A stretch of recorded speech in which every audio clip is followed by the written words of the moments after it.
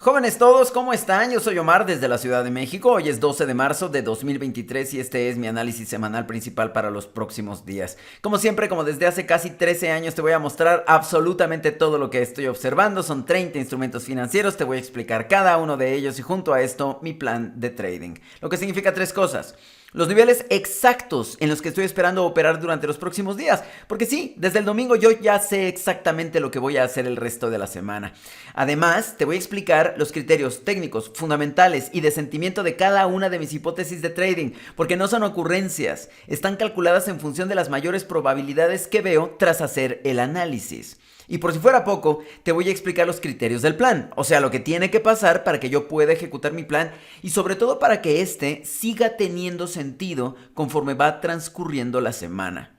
Esto es lo mínimo que hacemos los traders profesionales y mira, si estás aspirando a construir un negocio de verdad sobre esta fantástica actividad, inscríbete a mi Patreon. ¿Por qué? Porque vas a obtener todo lo que necesitas. Todos los conocimientos, que no son pocos, a final de cuentas esto es un negocio.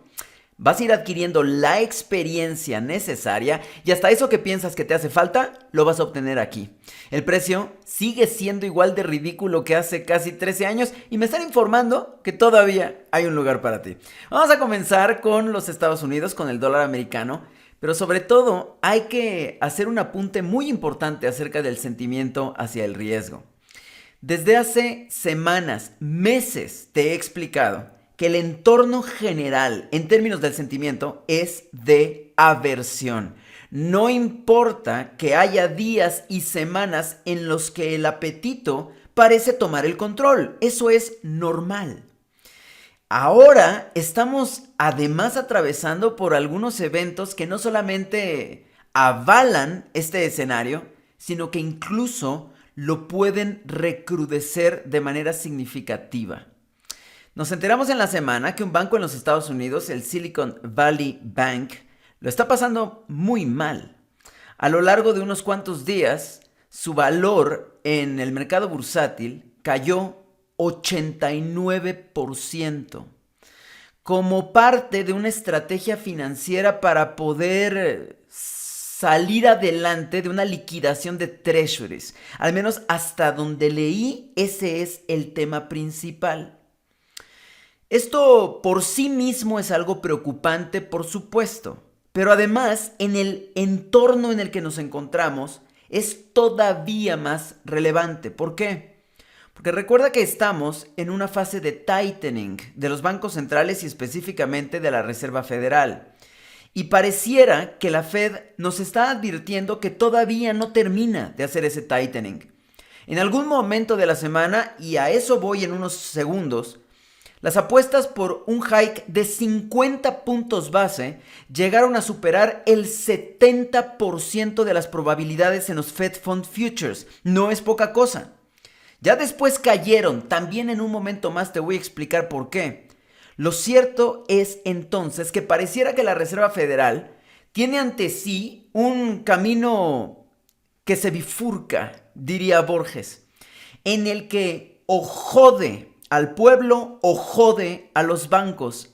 Lamento decirlo con esta euforia probablemente innecesaria, pero es que es algo que en este momento seguramente están reflexionando, sobre todo porque estamos a las puertas de su próximo anuncio de política monetaria.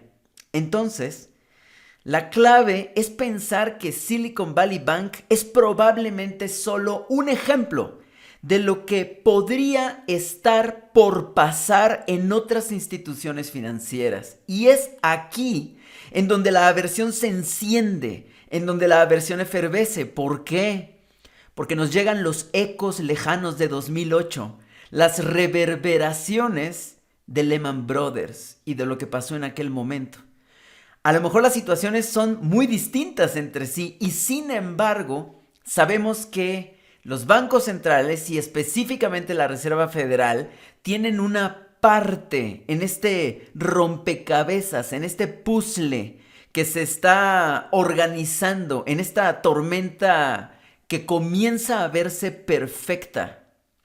Entonces, la aversión está tomando el control plenamente y lo hemos visto de manera clara, cristalina en todos los mercados financieros. Todas las señales asociadas a la aversión están ahí. Y si no sabes a lo que me refiero, ahí tenemos en nuestro programa educativo el segmento completito de análisis de sentimiento. Échale un ojo, ¿vale? Ok.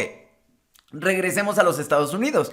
¿Por qué las apuestas se fueron hasta el 70% en los Fed Fund Futures a favor de un hike de 50 puntos base? Lo que ocurrió principalmente fue el testimonio del señor Powell frente al Congreso. Recuerda que son 2 días.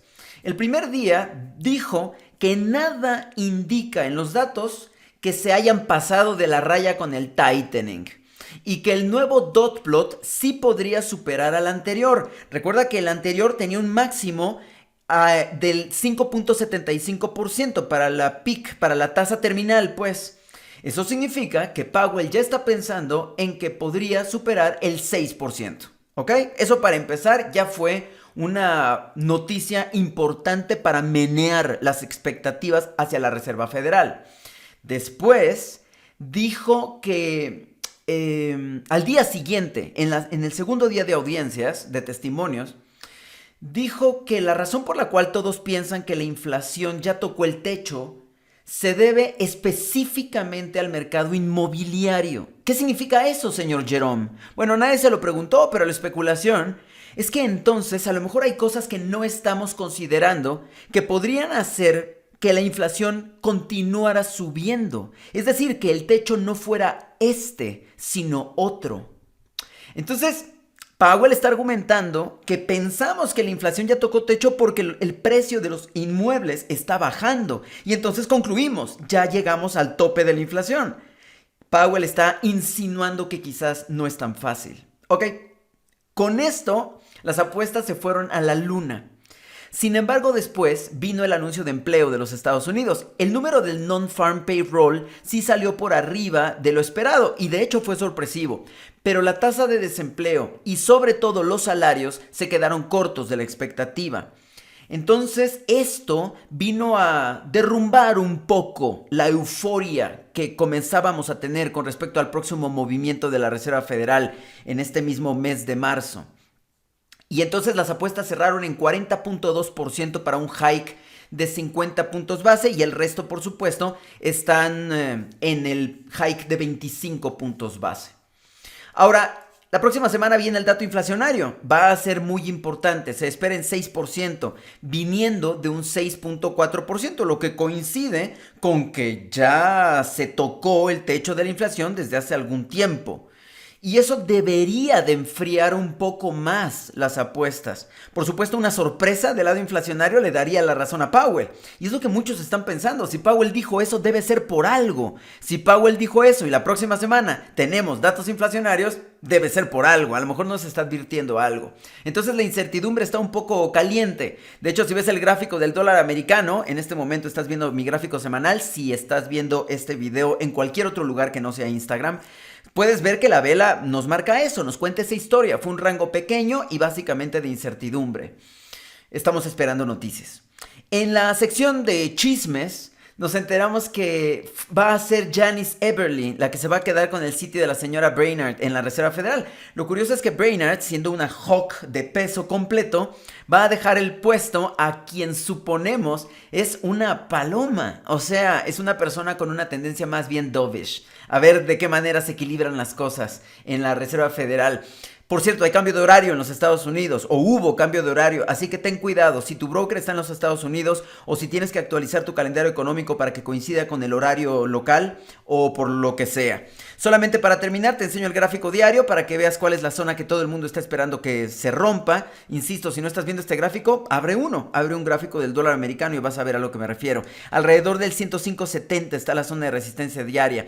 Está en tierra de nadie en este momento, la zona de soporte por ahí del 103.50 también debería de ser una referencia. Mientras no tengamos un catalizador del lado de la Reserva Federal, esto se va a quedar encerrado durante algunos días hasta que venga el anuncio de la Reserva Federal. Me parece que ese es el escenario más probable. Inflación y datos de consumo la próxima semana. Vámonos con el euro, con el resto de las mayores, con el resto de las menores, con las exóticas, commodities y nuestro menú dominical.